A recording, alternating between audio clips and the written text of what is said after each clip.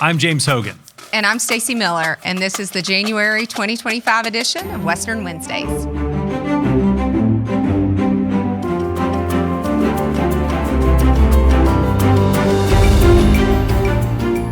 Welcome to Western Wednesdays, the show where we interview WC alumni who have had some really cool stories. I'm James Hogan, Assistant Vice Chancellor for Engagement. With me, Stacy Miller, Director of Alumni Engagement. How are you? I'm doing great. Happy New Year. Happy New Year. Yeah. It's 2025. This is season 4 of Western That's right. Wednesdays. Can you believe they keep letting us do this? I know. How exciting. it's we keep waiting for the knock on the door, but this is always so much fun to do, to sit down and talk to folks. It's exciting to get to bring in alumni and hear their stories and hear about their time at Western and different faculty, staff, and experiences, memories that they have. It's always so exciting. Well, the first episode of the 4th season of Western Wednesdays is one that we're really proud of. We're starting off with a bang with Garrett Ozar, class of 2009. Yes.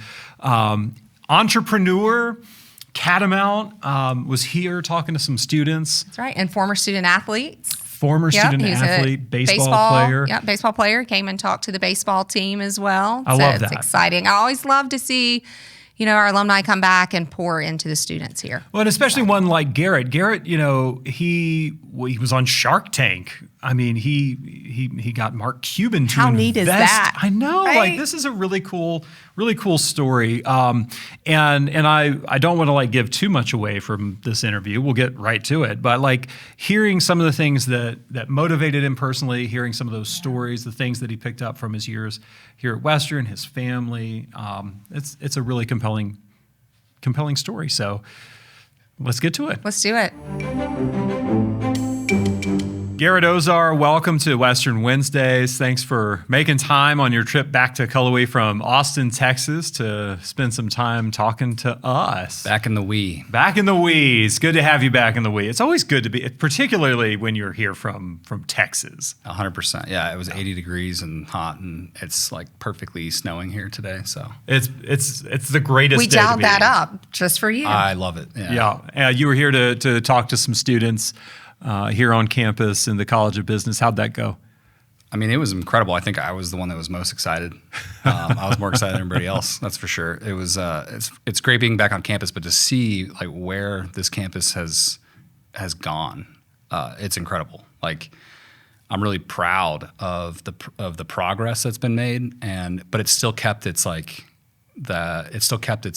culture. The thing that I loved about this place when I first stepped on campus.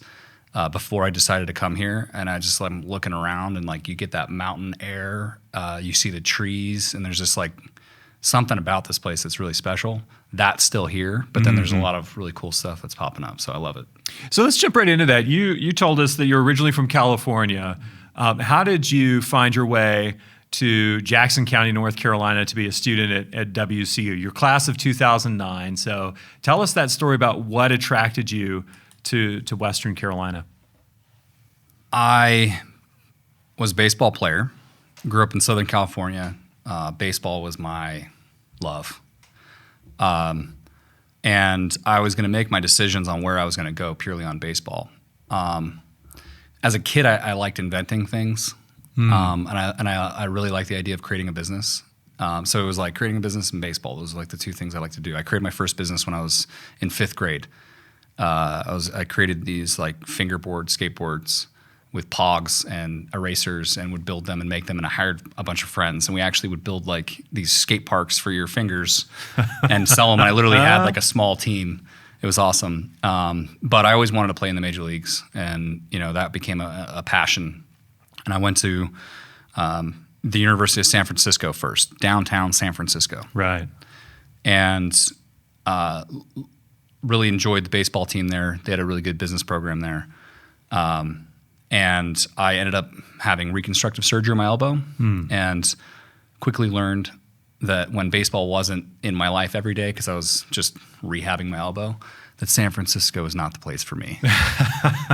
For a broke college student to be in San Francisco is not the most wonderful place. I felt it was collapsing in on me a little bit. Right. And so the idea of being in the mountains and open air and was really appetizing for me. You couldn't, like, complete polar opposite experience. I was able to rehab and had a few places to choose from. And I was just talking to the baseball team about this yesterday, but had an opportunity to go to the University of Tennessee, the same baseball opportunity, the same exact baseball opportunity as I had with Western. And I chose Western, one, because of its beauty, and also because the entrepreneurship program. I saw that there was a major called entrepreneurship. That was not a thing. Right. I was in my third year of college, and that was the very first time I'd ever heard that was actually a major anywhere. Sure. And I was so locked in. I started doing research. Who are the professors? I started like stalking them, and I couldn't walk away from that to be able to learn from people that had helped real businesses grow. And it was a really small team, like really small group, and just seeing like the baseball team. Then we had like 2,000 fans that would come to every game and come to the outfield, and there was like a huge party in the outfield every day. Yeah. And I'm like, how can I say no to this opportunity? To live out here, to experience those games, and to have entrepreneurship as my major. Like, let's go. And the very, the very kind of ethos of the left field lunatics. I was going to say, shout out, the left field lunatics They held are on. still there. They held on. still there. They got kicked out. It's like the most entrepreneurial group ever, though, right? Like they've had to invent their own baseball That's right. experience. Right? They had to reinvent their own baseball experience. They had to reinvent it. Yes, invented. Did you and then- guys ever get to see what the outfield looked like back in like mid 2000s? Yes, I remember that. I mean, way before the parking deck. Yeah. Yeah. Oh yeah. I mean, it was a lot of fun. So, but I'm glad they held on. Well, who were some of the influential folks here at Western that? Dr. Bob Carton, Bethany Davidson for sure, but Dr. Carton, Bethany Davidson helped unlock for me some ability to take my creativity and put it into motion and to solve problems. Innovation and creativity is a class. I took this 16 years ago, and I feel like I just took it. And she was my professor there. But Dr. Bob Carton had a massive impact on me. So I remember what he taught. I had him. It was a smaller program then, so he was my professor like 3 or 4 times. I think he just retired a couple of years ago. But the lessons I learned from him, I still use, and I still look back on my notes from college. And I wasn't the type to take notes. If I would do the very minimum with going to class, I don't want to admit that, but in entrepreneurship, I was so obsessed with it that I was there every second of it and trying to take it all in. It just spoke to me, So, yeah, my 450 class for entrepreneurship is like you'd get together in teams and you'd compete against other teams on a simulation of creating a business. That's like an algorithm. Yes. So you're creating, first of all, competition was one, like that's speaking my language. And basically it's like you're either going to win this and be the group that wins it, or you're going to lose. And that's how I thought of it, like A or F in my mind. And I just loved that. And you had to mix strategy with execution and delegating and having a team that's working on it. And that was awesome. Like I learned so much about business in that class alone. So when you look back on your time at Western, buying in, being all in that entrepreneurship program and being all in and buying into the baseball team, what moments really stand out as kind of unforgettable memories for you in Cullowhee?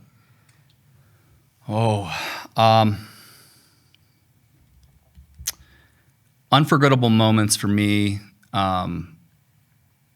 honestly, it was like November. It was about this time. It was November and it was 18 degrees and snowing and there's ice on the ground. And our coach wasn't happy with us. And we were doing bear crawls across the football field with bare hands on the ice. And I loved it.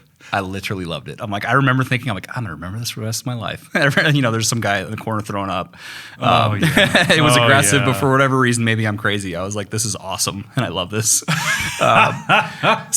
I remember just how cold I was. Than that this morning. So. Yeah. But that's when I was walking down here and I'm like, this is so much. It just needs to be about 15 degrees colder and we're there. And I know that sounds weird, but it's like the hard parts of your journey are the things that you actually look back and remember most fondly. Like the things that you did to work hard to get to somewhere are the things that you appreciate most. It is about the journey. And so I like the hard parts of it. And the funny thing is, the other thing that went through my mind was like, what was the memorable moment? I just told you about this 450 class, and Dr. Carton got like 5 judges that were basically acting as a board member. And you'd have to present to them at the end of the semester like you're like a board meeting. And we crushed this. Like, my team won, and we like were just light years ahead of everybody else. Michael Klatt was my with partner. such confidence. I love Oh it. yeah, we went aggressive. We were aggressive. Love it. We fired 2 people on our team early on. Yeah, we were serious about this. Like, it was like, this is, and if you knew me, like, my parents were so excited to hear that I was excited about class. Sure. Yeah. Like, this they're is- just like, this wait, is the you're spark. enjoying school? Yes. Yeah. So the part that I loved most was we presented and we crushed it. And the presentation, they like murder boarded us, which is basically like, you guys, like, you're not that smart. You have no idea what you're doing from a finance perspective. You don't understand that. And they were just like, it just totally brought me back down to earth, because we're like, chest out. We're like, yeah, we created this amazing business, so profitable. Like, we're going to buy you guys out because they're investors. And they're like, yeah, like, your way to value a business is way off. You have no idea what you're doing. And that was actually one of my favorite memories. It wasn't a grand slam. It was an infield pop-up, actually. Yeah. That's exactly right. Yeah, womp womp. Yeah. So let me English major that a little bit more and talk about baseball for a second. Being a D1 athlete is like working a full-time job. Sure. And at It's a place more than a full-time job. It's a full-time job's easy. Yeah, right. It's a full-time job where occasionally you bear crawl in the ice in November. What, using baseball as an instructive experience as well, what lessons were you learning on the diamond that you brought with you later on in life? Easy. You can't do anything on your own. Like, you can't win a baseball game on your own. You have to have a team of people, and that team of people, in order to win and win consistently, needs to have a common shared value and a common shared mission of what they're trying to accomplish. And that's just like, that's how my family and I live. Like, my family and I sit down, like, who are we? Like, what are the things that we want to do? Where do we want to go? And that's how we operate as a family. And that's also how we operate as a business, is we are looking at what are the things that we want to accomplish and make sure that everybody in this room, they're all on the same team, are on board with what we want to accomplish. Do you have like family strategy meetings? With my 5-year-old, Like, yeah, like seriously, it's like call it, do you ever get murder boarded by your 5-year-old? Like, does it? all that every day. She's aggressive. I do, yeah, trust me. You call this SpaghettiOs? So sincerely, the dinner, for every dinner we talk about what we're grateful for. Every single dinner. Sure. My daughter was diagnosed with a terminal cancer when she was born, and she beat it. So we talk about gratitude every single dinner, like no phones or anything like that. But the dinner we had literally like 3 days ago was us discussing like what we can do to have an impact on people. So like, we went around the table, my wife went and I went, and then my daughter was like, basically like, I think I can be nice to this person at school because there's nobody that's nice to them, And so that is like so cool, to just be able to actually put something, I don't know, like, you facilitate someone in your, a 5-year-old to actually think about how they can help someone. Right. Let me just come right back to that, because I have in my life, I've met a handful of entrepreneurs who have worked very, very hard at starting a business, and we're going to get to that in this interview when we talk to you about starting the company you work for now. They're all in. They're working 80 hours or 100 hours a week, or like just 7 days as long as the sun is up, and even after. It sounds like you had an incredibly important motivating factor at home. How did that reframe your commitment to what you do and where you spend your energy and your competitiveness? Very good question. Before my daughter was born, I was able to work 80 hours a week. and wore like multiple hats in this business. We were growing. We filmed Shark Tank before she was born, a month before she was born. Had no idea. Oh my gosh. So I watched Shark Tank air from the Chile Care Center in St. Jude, where she was getting chemotherapy. So it was really surreal for me. And during that time, I like to read a lot, and I like to go to seminars and go to, I just like to. If I'm not growing, I'm dying, And I just really was reflecting on the message I was hearing from people that have done a really an amazing job and had successful business careers, that you have to learn how to work on your business, not in your business. And people have to be working in your business, otherwise it's not running. But like to run a business well, you have to be able to think of like as an owner and work on top of, and it forced me to do that. And I'll say that my time management has improved massively. I no longer work 80 hours a week, rarely. But the time that I put in is a lot more impactful. So I'm having more intent with what it is that I'm working on, and I'm saying no to more things. And if I'm working on something like, wait, is this actually moving the ball forward? And if I can't for sure answer that question with certainty that yes, this is moving the ball forward, I will stop what I'm doing and I'll literally trash it. So I'm done with work every day at 5 o'clock. And I'm done with before my wife is done, and I'm spending time with my kids. I have a 6-month-old also now, so a 5-year-old and 6-month-old, and I'll spend time with them until we eat dinner, and then after dinner, if I have more work to do, I'll spend maybe a half hour doing whatever I need to do. Usually it's a phone call because we work with some people in Asia, but yeah, and before I think I would just work 7 a.m. to 7 p.m. and you're just not effective like that. Right. You just lose effectiveness. Nobody's effective for 12 straight hours. It's crazy. So it sounds like, I'm hearing you with a lot of reflection on, self-reflecting on. It's because I'm old. Only people that are old reflect. I wish I was reflecting when I was younger. That's careful of the rooms that you're in when using that O word there. Oh my gosh. But Garrett, you're talking to classes and you're talking to, you said that you talked to the baseball team yesterday. What are some of those messages that you're sharing with them of, the skill sets to be successful along their journey? The thing I share with them is when you have to have purpose. And if you don't have something in your life that is driving you, you have to actually stop and reflect and think about what needs to be driving you. You have to have purpose. And if you don't have purpose, you're going to float. And, you're likely going to live a life that was a little bit more mediocre than you could have. And I think that we live once and we have this opportunity to do something remarkable. And everybody has the opportunity to do something remarkable. It doesn't matter your IQ or if you came from money. None of that matters. It matters about having a vision of what it is that you want to be or who you want to be or what you want to have in your life. And then having that thing be so strong and you have such a clear vision of that you wake up every morning and that's just like what's driving you to be consistent with your action. And that action needs to be something that is in a specific direction. And that direction is connected to your vision of what you want to accomplish. And for me, it's like the clearer you can make that vision, I start to have fear of not accomplishing that. And so just the understanding, the repetition, the action is paramount to accomplishing something. It's the hard part. It's the journey. It's the bear crawls across the football field when it's snowing. And repeated action over and over and over and over again in a specific direction creates incredible things. And there's a compound effect where you've heard the story of would you rather have a penny double every day for a month, or would you rather have $1 million?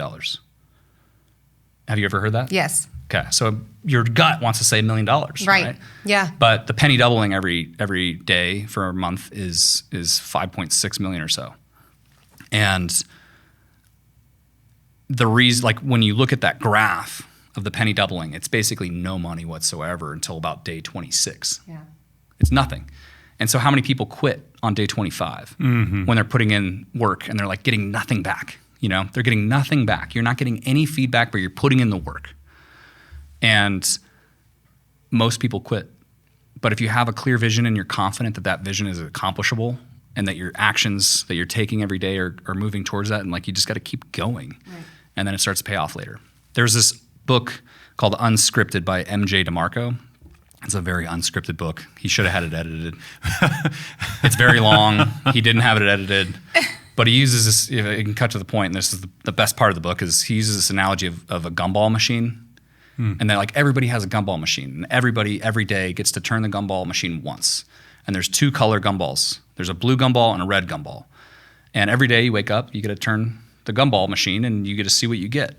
A blue gumball is a good outcome. A red gumball is a bad outcome. And he said, like, I love this analogy that people see someone else's gumball machine just popping out blue gumballs every day. And they're like, that person's lucky. They had family money. They had connections. Like, they have it easy, and they're just getting blue gumball after blue gumball. But what most people don't realize is that you get to be the one that puts a gumball in the machine by your actions today. So whatever I do today, at the end of the day, am I putting a red gumball in or a blue gumball in? The red gumball is I procrastinated today. I wasn't focused on what I'm trying to accomplish. And sometimes that's okay. But know that red gumball is going to come out at some point in time, right? And so if you're stacking your gumball machine with blue gumballs later in life, it might take a year, it might take 3 years, it might take 10 years, that all of a sudden you're going to get to a place where you're just getting blue gumball after blue gumball, and other people are going to think you're lucky. That's the day 26 mentality. That is. Yeah. It's the long game, right? Yeah. And it's the same thing. I mean, you talked, about earlier the correlation between Division I baseball and being an entrepreneur, right? And that's no different. You didn't accomplish becoming a Division I student athlete by only working 1 day a week. It's not the way it went, right? So you stacked your blue gumballs. I love that. Too, and I was thinking about it from, I was wondering if you're going to say, well, batting averages, right?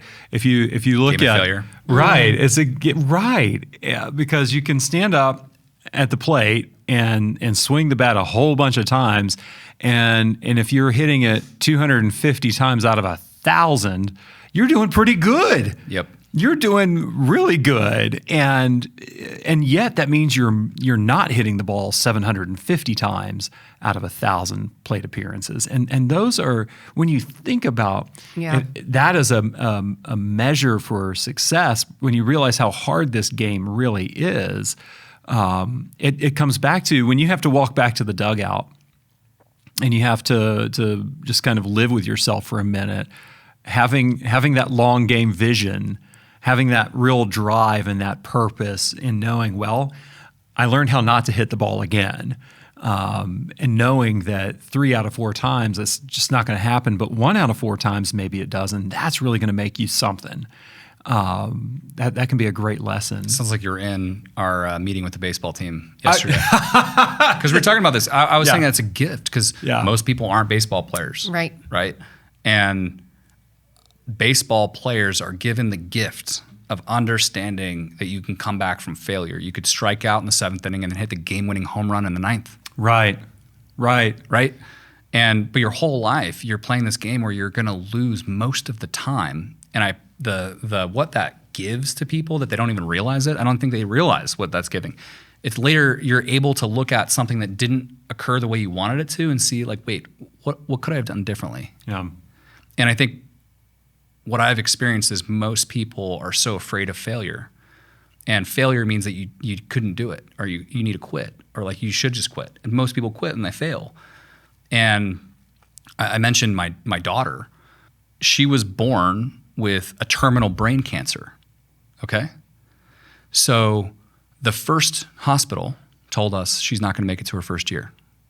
The second hospital, she's not going to make it to her first year.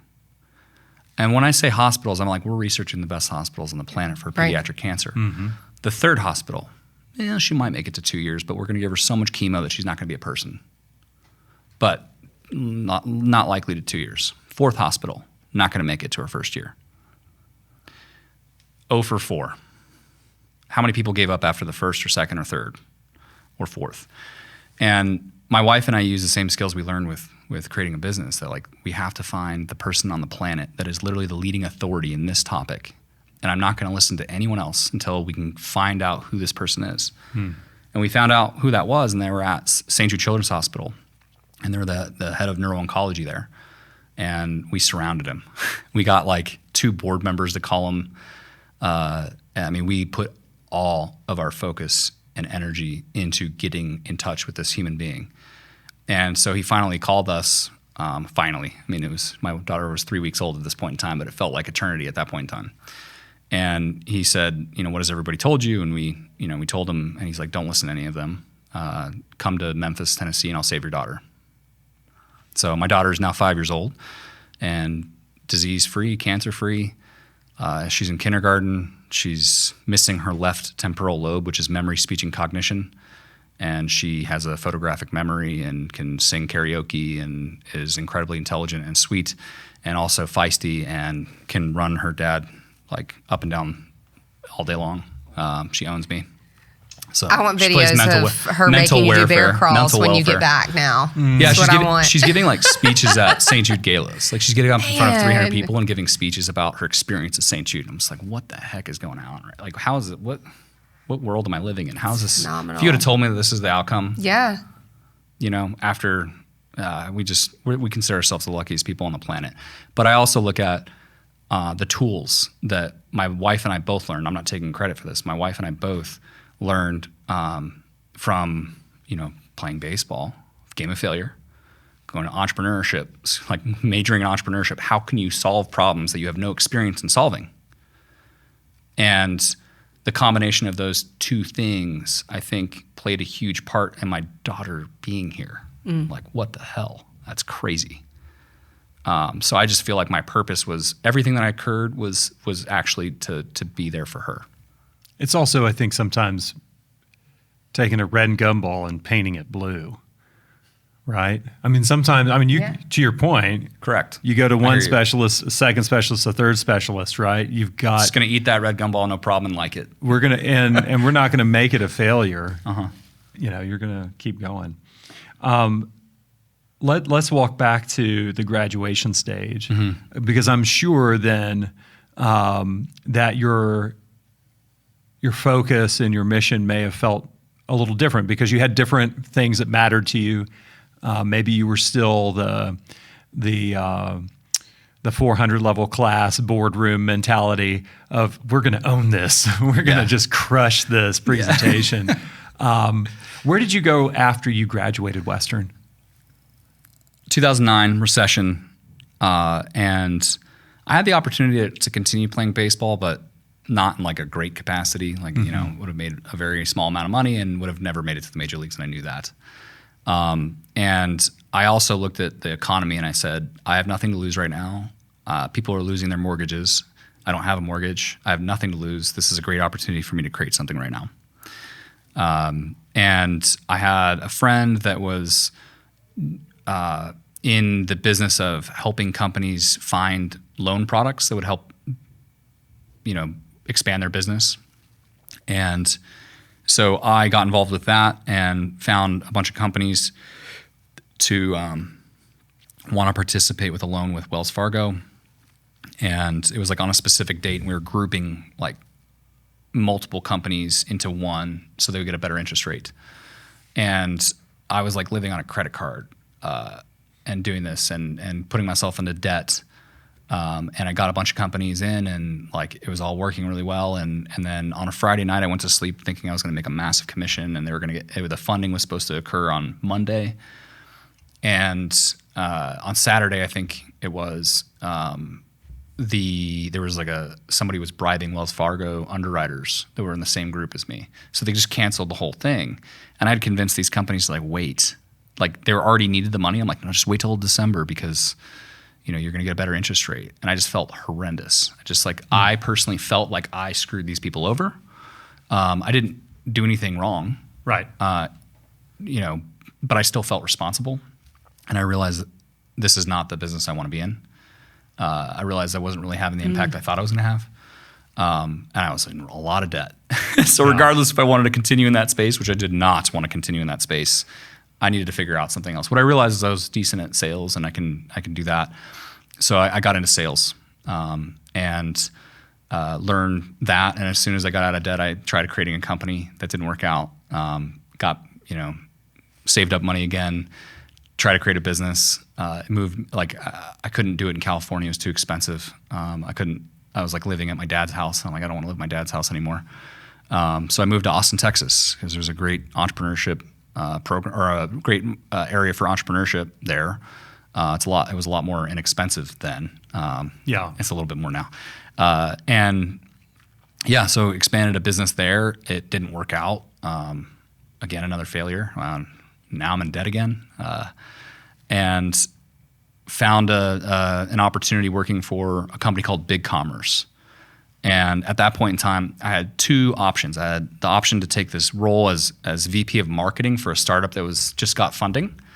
And then my other option was to take a role in sales as an account executive for an e-commerce company that sold the e-commerce platform for people to run their business on. And I'm like, I make a lot of bad decisions in my life, especially when I was young. Directionally, I think I lacked the reflection, what we talked about earlier. Yeah. I'm so grateful that I chose to not go the route of the VP of marketing role. I love doing marketing, and I love that role, and that would have done something that would have been exciting for me. But I took the role that I was going to learn the most on. And what my job is I was going to talk to entrepreneurs all day about their business. So all I was going to do is ask them how they built it, what worked, what didn't work, where's their supply chain, what issues do they have. And in asking all these questions, I ended up accidentally becoming very good at sales. But that's, the first thing that I did is I'm like, all right, I have this idea. It was 2011, I think, or 12. I've had this idea for a while on bringing Bluetooth speakers to the golf market. I'm like, I played golf one time and some guy brought a speaker and it was so fun. But it was the speaker was in the cubby and it was all muffled, and there's the other option is put it in the cup holder, which is valuable real estate. You don't, for your beer. That's where your beer goes. Yeah. Yeah. And I'm like, why don't we just create a mount to mount this on the golf cart so it's up out of the air and you can move it in directions so that you're not bothering other people and you're just hearing it yourself. So I had this idea for a while. And I'm talking to all these entrepreneurs. I'm like, I think I could do this. I think I can launch this product and build it. And so I'm this is do not do this. Be smarter than me.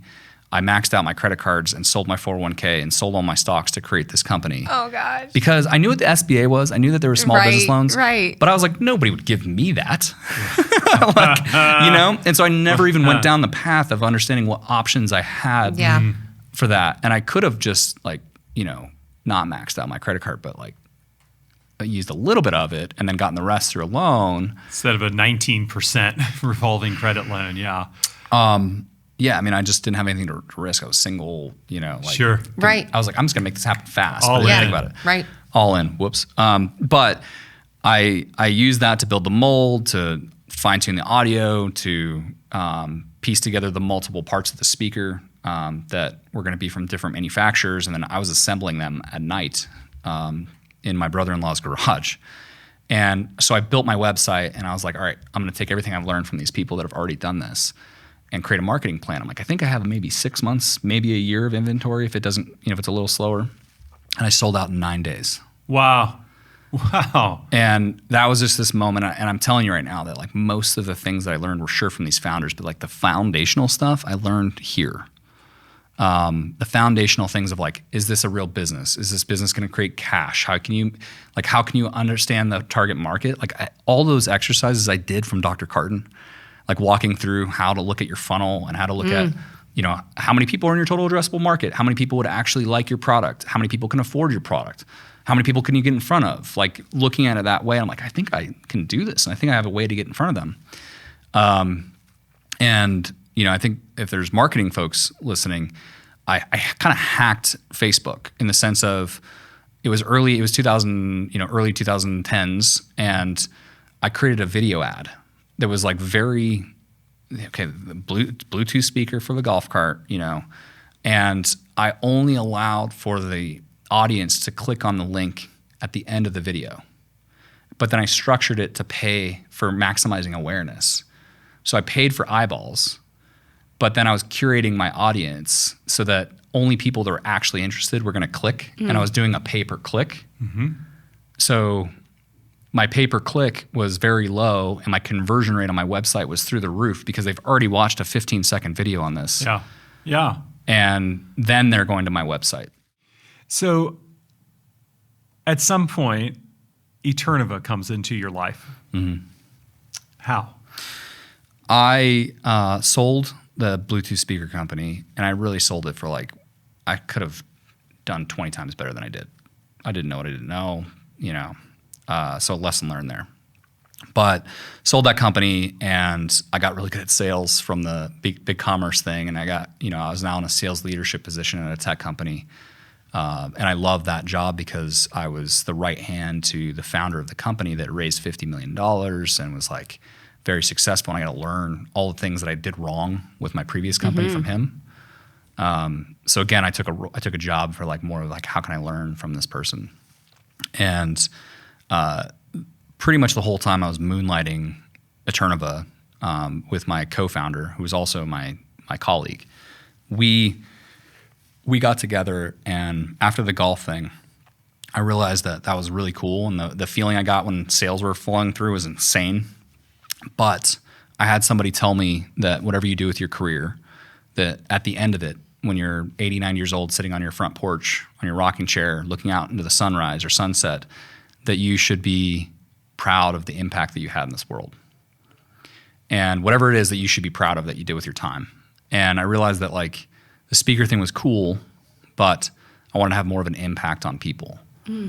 And so my colleague, who was my friend, shared that same thing. We wanted to create a business that was going to have an impact on people. And so she came to me and said, "Hey, there's this company that they grow diamonds, and they have a lab, and they said we can come visit." And I said, "No, thank you. That is not. I don't see. I don't want to get into engagement diamonds. That's not the impact I want to have. Kind of cool, but most of it's given back." And so she asked me. I said no, and then she asked again and said, "Hey, I'm going to ask you one more time. I'm going to Greenville, South Carolina tomorrow, and you can either come or not. And I'm going to go look at how they grow diamonds." I'm like, "That sounds actually kind of cool. Why not?" So I said yes.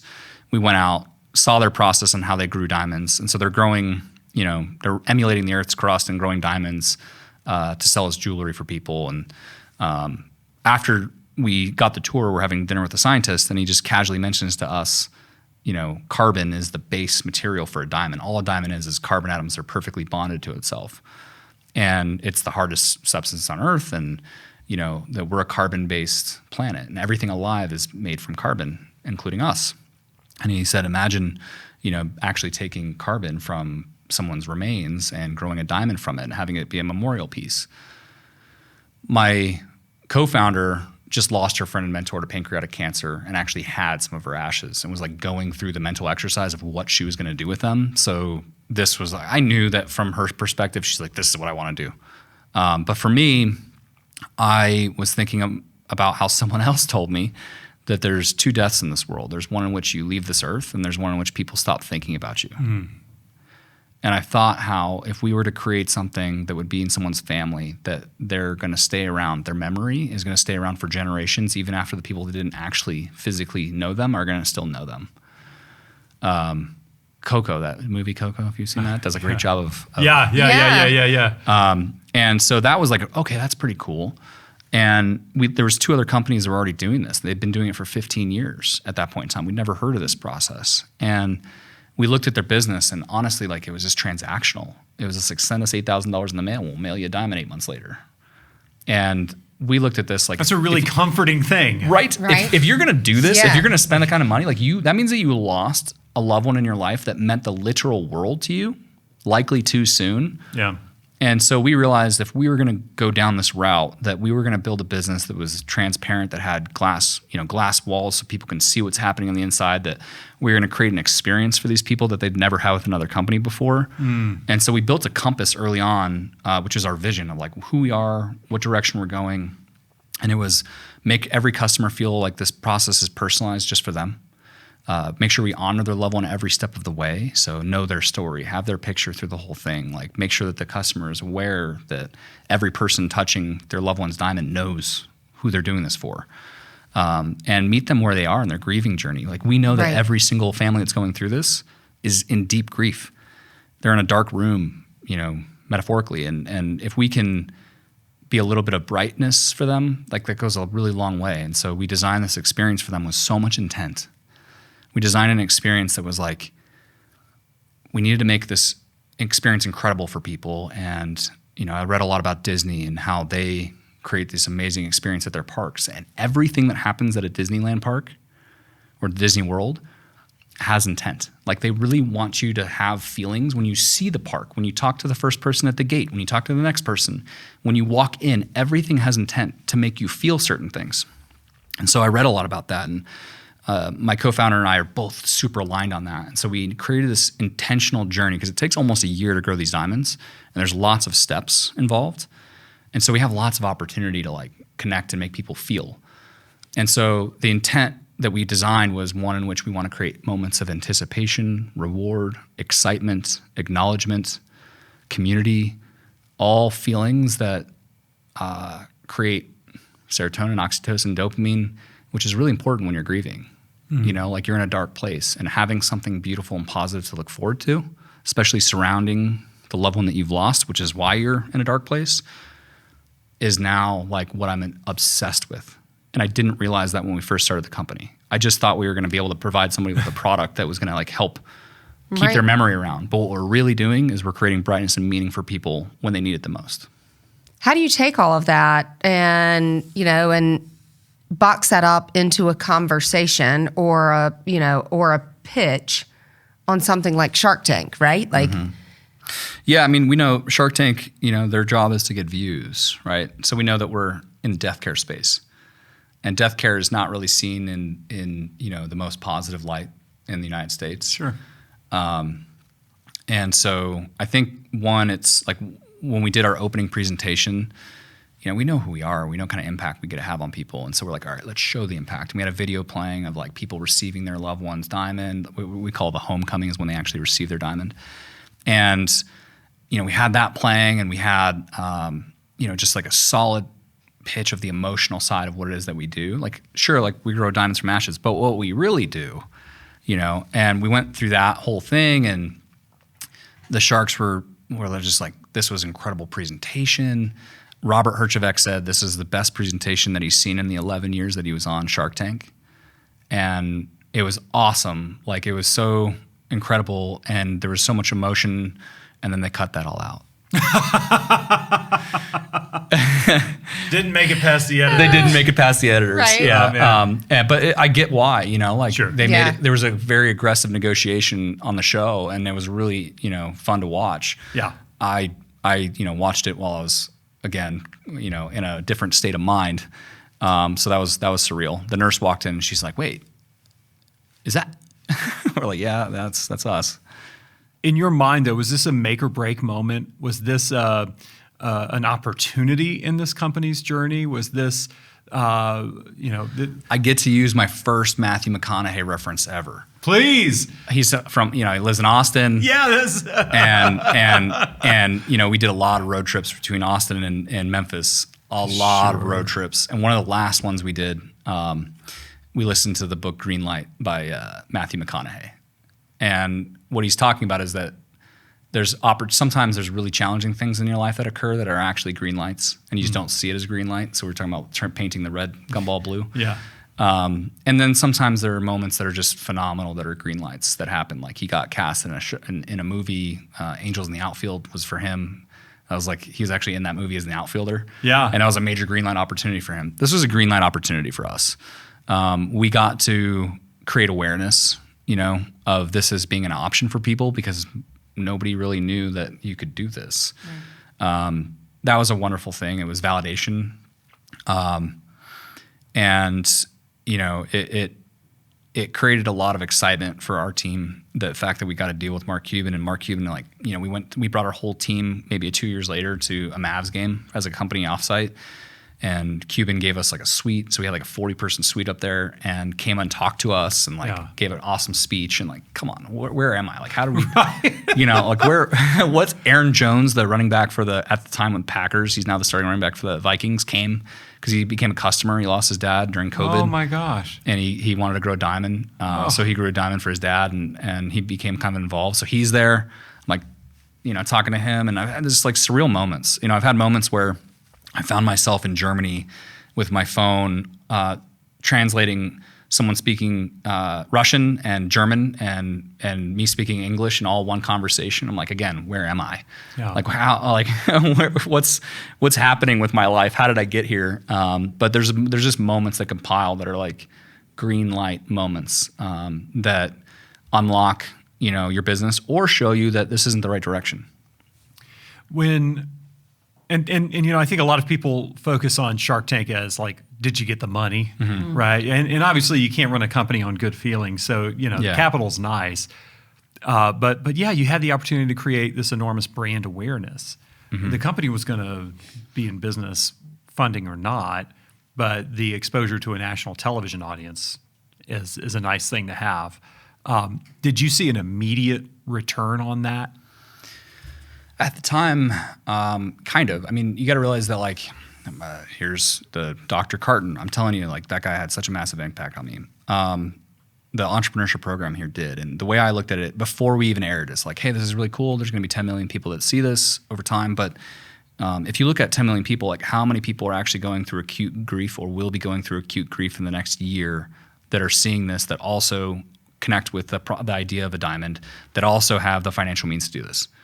And you realize that that's a very small group of people within that 10 million. Right. So we had a lot of people that like inbounded like, oh, this is amazing and awesome, but we knew that they wouldn't actually become customers, which actually creates a really difficult thing because now you're using resources that should be creating orders that are now just answering questions for people that are interested. So we had to create how we can curate to make sure that our actual customers were coming to the surface, and that was a good exercise for us. But the crazy part is that just after that, we had this mentality that we're like, okay, the penny doubling thing. My partner and I had that mentality then of like, hey, we have awesome stories to tell. We have awesome customer stories to tell. Remarkable people that are just everyday people that didn't win the Nobel Prize, but like were incredible, like had this incredible connection with their family or did this amazing sacrifice. And we can tell these stories and have people at home that watch this video see themselves in this video. And so when you can get somebody to see themselves in anything, it is going to create a connection immediately. So we created these videos of our customer stories, and we're posting them on social media, and we're also posting a little bit about the science of how this works. And nothing was happening for years. Like we were, for years. And then after continuing getting red gumball after red gumball, or continuing, the double penny where it's still nothing, it started to pick up. And all of a sudden we had one TikTok video that received almost 20 million views. And a 30-second TikTok video had 5 times the website traffic to our website than Shark Tank did. Sure. Yeah. Wow. Yeah. Welcome to the new world too. But like where TikTok doubles your audience from syndicated television. TikTok was insane for us. I'm not a big fan of TikTok. But still. But yeah. It worked. It worked. And I mean, our Instagram channel, our YouTube channel, those built too. And we took that same approach. And I think we almost have 400 million organic views as a company. My gosh. And we have somewhere between 2 and 3 million people in our community. And I think that's like 10 times the next largest brand in all of death care that we've found. Wow. So like we actually created an audience and a community in death care. How cool is that? Like, right. Well, yeah. Garrett, thank you for your time and for sharing your story. Thanks for sharing your passion, your purpose. I know your family is at the center of that, the way you talked about it. And thanks for sharing your wisdom here on Western Wednesdays. Thank you for having me. I'm blown away by this place. Like I walk in and I just am so proud to be an alumni. Just like walking into this room is so cool. I think you guys done this incredible job. And I just hope that more people understand what's happening on this campus and the thing that makes it so special. I think that if more people knew about it, the number of applications would be insane. So thank you very much for having me. I just feel really grateful to be here. Awesome. Thanks. That was so fun, Stacy. I have to tell you, I always, when I was a kid, I always thought it'd be so cool to like run your own business. I could see you doing that. I mean, right? Like Absolutely. you know, That's right it's up your alley. Be your own boss, that kind of thing. Boy Scouts of America. Well, yeah. Garrett, though, has proven it's a lot of work. You have to be willing to fail.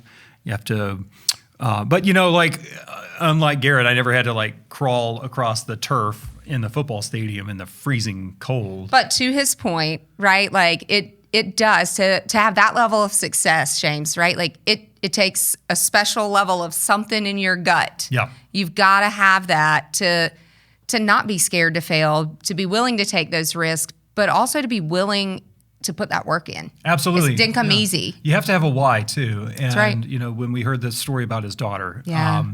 You knew immediately exactly why he gets up, why he does what he does. And, you know, his work with Eternova, watching that company grow, watching it become what it is today has got to be gratifying. But at the same time, going home and knowing that you've got this little girl who's looking up to you, who's depending Yes. on you, that's a really powerful motivator too. right. It's not always about, you know, fame and success and being Yeah. on TV.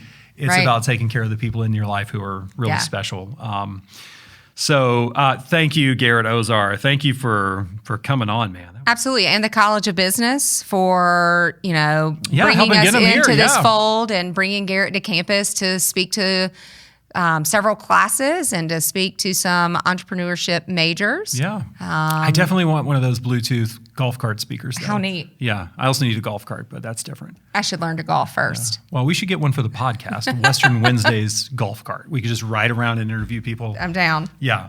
Speaking of riding around interviewing people, we are going to be getting around here. It is a new year, and we've got some cool events coming up. We've got lots of things happening in the alumni engagement world. February is going to be a busy month. Yes.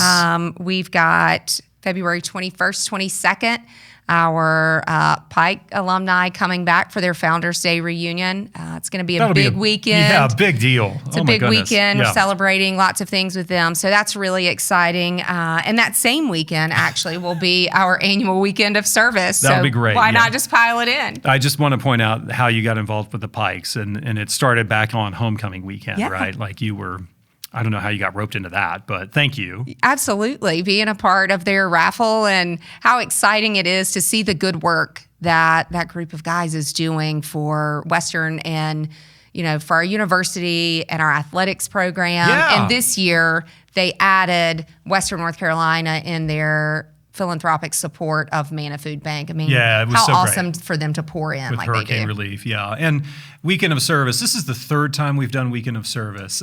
Tell us a little bit about what that is.